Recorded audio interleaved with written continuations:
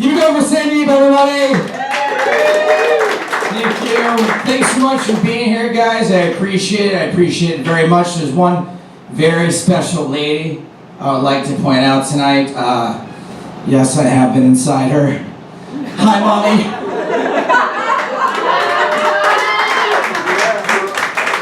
I don't usually call her Mommy. I call her Mother. You guys, my biological parents are here.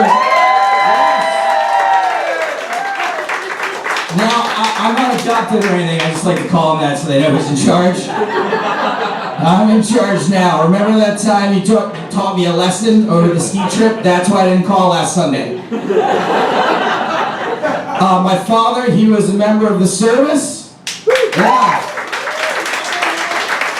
The U.S. Postal Service. So if you have any questions about stamps or why they go up 2 cents every 6 days instead of 10 cents all at once, he can answer that question for you. My mom was a teacher. She worked for less years than him, and if you asked her, she would say, you never stop being a teacher, and also it's fewer years. It's fewer years. My dad is a little old school, which stands for shorthand for racist. He still uses the term white versus colored when it comes to the Christmas lights, and I'm like, Dad, color is merely a perception of the way light refracts off a surface, the way we see it in our eyes. There's no such thing as color. You're so gay, Dad. My mother, I'm convinced my mother loves me way too much.